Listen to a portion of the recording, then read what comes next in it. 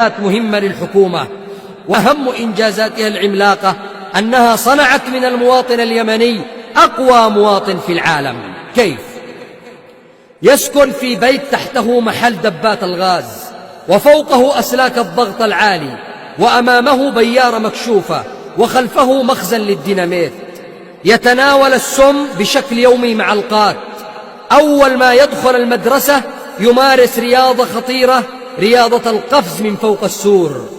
رطب مع الأزمات، صلب مع الجرعات، حيث يعيش ب7 أرواح، كل روح تستقبل جرعة. يمشي في شوارع كلها مطبات وحفر. أكثر مواطن في العالم يمارس رياضة الجري بين المحاكم. مواطن شديد البأس، حيث يظل يتابع المعاملة شهرا أو شهورا وسنوات.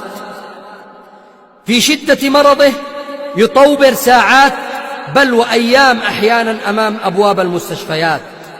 إنه شعب قوي، مواطن قوي يتعايش مع السلاح بكل أشكاله وأنواعه.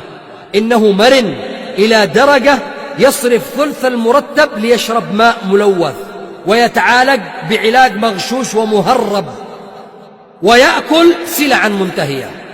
يؤدي أدوار أفلام الأكشن، ما أقول الخيالية بل الحقيقية، أمام نزاع الأراضي والثارات.